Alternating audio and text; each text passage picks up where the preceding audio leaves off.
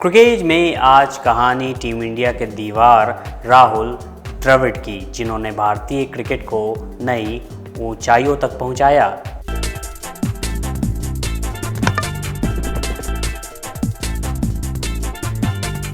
मैं हूं आपके साथ मयंक और आप देखना शुरू कर चुके हैं क्रिकेट।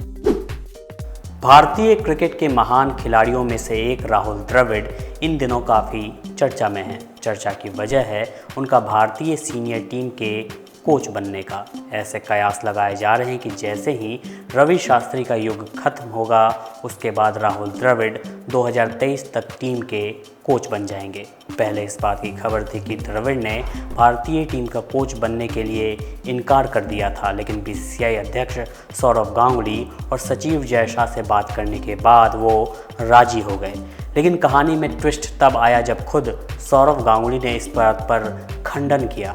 पहले इस बात की खबर थी कि द्रविड़ ने भारतीय टीम का कोच बनने के लिए इनकार कर दिया था, लेकिन बीसीसीआई अध्यक्ष सौरव गांगुली और सचिव जय शाह से बात करने के बाद वो राजी हो गए। लेकिन कहानी में ट्विस्ट तब आया जब खुद सौरव गांगुली ने इस बात का खंडन किया कि इस पर अभी कोई फैसला नहीं लिया गया है। वहीं अभी हाल ही में राहुल द्रविड़ श्रीलंका दौरे पर गई इंडिया बी टीम के कोच थे, जब मुख्य टीम इंग्लैंड में सीरीज खेल रही थी। तो चलिए एक नज़र हम डालते हैं राहुल द्रविड़ के करियर पर। भारतीय क्रिकेट के महानतम बल्लेबाजों में शुमार राहुल द्रविड़ की सबसे खास बात ये थी कि वो विकेट पर टिके रहते थे, जिसकी वजह से उन्हें द वॉल के नाम से भी जाना जाता है। अपने करियर में उन्होंने कई उतार चढ़ाव देखे, लेकिन कभी भी उन्होंने अपना हौसला नहीं खोया और अपने प्रदर्शन से अपनी काबिलियत को भी साबित किया। राहुल द्रविड़ का पूरा नाम राहुल शरद द्रविड़ है और उनका जन्म मराठी परिवार में 11 जनवरी 1973 को मध्य प्रदेश के इंदौर शहर में हुआ था। लेकिन उनके जन्म के कुछ समय के बाद ही उनका पूरा परिवार बेंगलोर चला गया और वहीं रहने लगा। उनके पिता का नाम शरद द्रविड़ था, जो कि जैम और अचार की किसी कंपनी में काम किया करते थे और यही कारण है कि राहुल द्रविड़ को लोग प्यार से जैमी भी कहते हैं। उनकी मां का नाम पुष्पा द्रविड़ था, जो कि वहीं के एक कॉलेज में बतौर प्रोफेसर काम करती थी। साल 2003 में राहुल द्रविड़ ने विजेता पेंढाकर से शादी की और उनके दो बच्चे भी हैं, जिनका नाम समित और अन्वय है। बचपन से ही राहुल द्रविड़ की रुचि क्रिकेट में रही, जिसकी वजह से उन्होंने महज 12 साल की उम्र में ही क्रिकेट के मैदान पर अपना कदम रख दिया था। बेंगलोर में उन्होंने पढ़ाई के साथ साथ घरेलू क्रिकेट पर भी ध्यान देना शुरू किया और इसके बाद उन्होंने अंडर 15, अंडर 17 और अंडर 19 में कर्नाटक की तरफ से खेल में हिस्सा लिया। शुरुआत में राहुल द्रविड़ बल्लेबाजी के साथ साथ विकेट कीपिंग भी करते थे, लेकिन कुछ दिग्गज खिलाड़ियों की सलाह के बाद उन्होंने विकेट कीपिंग को छोड़कर बल्लेबाजी पर ध्यान देना शुरू किया। आगे चलकर उन्होंने भारतीय टीम में विकेट कीपर की भी भूमिका निभाई थी। साल 1991 में उन्हें पहली बार रणजी ट्रॉफी खेलने के लिए चुना गया और महाराष्ट्र की टीम की तरफ से उन्हें खेलने का मौका मिला। इसके बाद राहुल द्रविड़ को साल 1996 में श्रीलंका के खिलाफ सिंगापुर में अपना पहला अंतर्राष्ट्रीय वनडे मैच खेलने का मौका मिला, लेकिन वो अपने पहले मैच में कुछ ज़्यादा कमाल नहीं कर पाए। लेकिन कुछ समय के बाद ही उन्होंने इंग्लैंड दौरे पर अपनी छाप छोड़नी शुरू कर दी। सौरव गांगुली के साथ राहुल द्रविड़ ने अपने टेस्ट करियर की शुरुआत की और इंग्लैंड के खिलाफ उन्होंने 95 रनों की अहम पारी खेली। आगे चलकर राहुल द्रविड़ को टेस्ट क्रिकेट में नंबर 3 पर खेलने का मौका मिला और उन्होंने इस मौके को सही तरीके से बुनाया। उन्होंने सचिन तेंदुलकर, सौरव गांगुली और वीवीएस लक्ष्मण के साथ खेलते हुए अपनी एक अलग पहचान बनाई। शुरुआत में उन्हें उनकी धीमी बल्लेबाजी के लिए वनडे क्रिकेट में ज़्यादा मौके नहीं दिए गए, लेकिन आगे चलकर उन्होंने वनडे क्रिकेट में ऐसी छाप छोड़ी जिसकी चर्चा आज भी होती है। साल 1999 और 2003 के विश्व कप में राहुल द्रविड़ के प्रदर्शन को देखकर यह साफ हो गया कि वह असल मायने में टीम इंडिया के दीवार हैं। 164 टेस्ट मैचों में उन्होंने कुल 13,228 रन बनाए हैं, जिसमें 36 शतक, 5 दोहरे शतक और 63 अर्धशतक शामिल हैं। वहीं वनडे क्रिकेट में उन्होंने बल्लेबाजी तो धीमी की, लेकिन यहाँ भी उनका करियर शानदार रहा। उन्होंने 344 वनडे मैचों में 10,889 रन बनाए हैं, जिसमें 12 शतक, 83 अर्धशतक शामिल है, जबकि आईपीएल में भी द्रविड़ ने अपने बल्ले से जौहर दिखाने का काम किया है। आईपीएल में राजस्थान रॉयल्स की तरफ से खेलते हुए द्रविड़ ने 89 मैचों में 2,174 रन बनाए हैं, जिसमें 11 अर्धशतक शामिल है।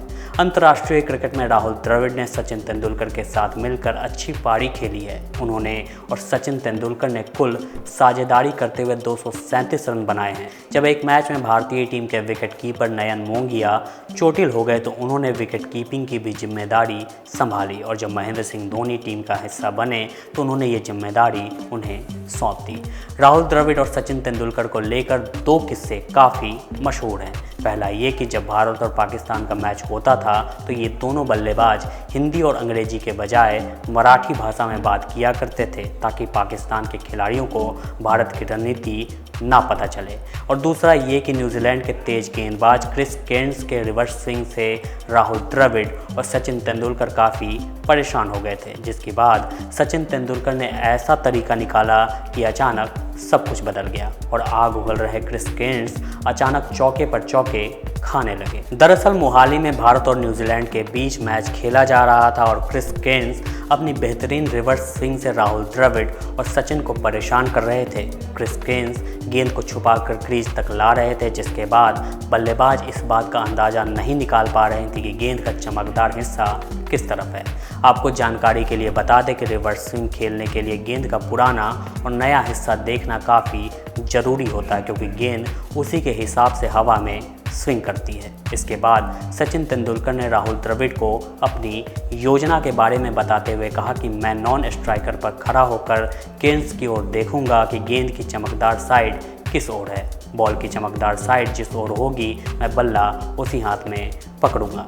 फिर क्या था, राहुल द्रविड़ ने सचिन तेंदुलकर की बात मानी और गेंदबाज की बजाय सचिन का हाथ देखने लगे और चौके पर चौके लगाने लगे। ये देखकर सभी कीवी खिलाड़ी हैरान रह गए। खुद केर्न्स को समझ नहीं आ रहा था कि अचानक भारतीय बल्लेबाज इतनी आसानी से रिवर्स स्विंग कैसे खेलने लगे। लेकिन कुछ देर बाद केर्न्स और कीवी खिलाड़ियों को ये बात समझ आ गई कि सचिन लगातार गेंदबाज के हाथ को देख रहे हैं और राहुल द्रविड़ को वो सिग्नल दे रहे हैं। इसके बाद केर्न्स ने सोचा कि क्यों ना सीम की जगह क्रॉस सीम से गेंद फेंका जाए और अचानक वो गेंद करते करते रुक गए। फिर उन्होंने सचिन से पूछा कि अब कौन सा इशारा करोगे, लेकिन सचिन ने इसका भी तोड़ निकाला हुआ था। एक इंटरव्यू के दौरान सचिन ने बताया कि उन्होंने राहुल द्रविड़ को कहा था कि अगर उन्हें गेंद के बारे में नहीं पता होगा तो बल्ले को पकड़कर पैरों के बीच में रख लेंगे। राहुल द्रविड़ की सबसे खास बात यह है कि वो क्रिकेट के एक कुशल कलाकार रहे हैं। आज के समय में भी उनकी जैसी तकनीकी क्षमता बहुत ही कम खिलाड़ियों के पास है और शायद यही कारण है कि उन्हें मिस्टर भरोसेमंद भी कहा जाता है। तो चलिए आज इस महान खिलाड़ी की कुछ खास उपलब्धियों पर एक नज़र डालते हैं। 1998 में राहुल द्रविड़ को अर्जुन अवार्ड से सम्मानित किया गया था। साल 2000 में राहुल द्रविड़ को Wisden cricket of the year चुना गया। साल 2000 में राहुल द्रविड़ को पद्मश्री से सम्मानित किया गया था। इसके साथ ही साल 2004 में ही राहुल द्रविड़ को ICC player of the year के खिताब से भी नवाजा गया था। वहीं टेस्ट क्रिकेट के इतिहास में राहुल द्रविड़ सबसे अधिक कैच लेने वाले खिलाड़ी हैं, जिनके नाम 200 कैच हैं। राहुल द्रविड़ दुनिया के तीसरे और भारत के दूसरे ऐसे बल्लेबाज हैं जिनके नाम 12,000 टेस्ट रन हैं। राहुल द्रविड़ भारत के तीसरे ऐसे बल्लेबाज हैं जिनके नाम 10,000 से ज़्यादा वनडे रन हैं। राहुल द्रविड़ ने अपने अन्य साथी क्रिकेटरों के साथ 85 से अधिक शतकीय भागीदारियां निभाई हैं, जो अपने आप में एक रिकॉर्ड है। राहुल द्रविड़ वनडे के ऐसे इकलौते खिलाड़ी हैं जिन्होंने एक पारी में 300 से ज़्यादा रनों की भागीदारी में हिस्सा लिया है। इतनी सारी उपलब्धियों को हासिल करने के बाद राहुल द्रविड़ ने साल 2012 में अंतर्राष्ट्रीय क्रिकेट से संन्यास ले लिया और उसके ठीक एक साल के बाद 2013 में आईपीएल समेत T20 क्रिकेट से भी संन्यास ले लिया। टीम इंडिया के दीवार राहुल द्रविड़ ने हमेशा मुसीबत के समय टीम की हर तरह से मदद की है। जब भारतीय टीम को एक विकेट कीपर की ज़रूरत थी तो उन्होंने विकेट कीपिंग की, जब कप्तान की ज़रूरत थी तो कप्तानी की, और जब टीम इंडिया को एक कोच की ज़रूरत पड़ी है तो हो सकता है वो अब भारतीय टीम के कोच भी बन जाएंगे। तो ये थी कहानी टीम इंडिया के दीवार राहुल द्रविड़ की। आज की कहानी में बस इतना ही। अगली बार फिर मिलेंगे एक नई किस्से और कहानी के साथ। तब तक के लिए नमस्कार।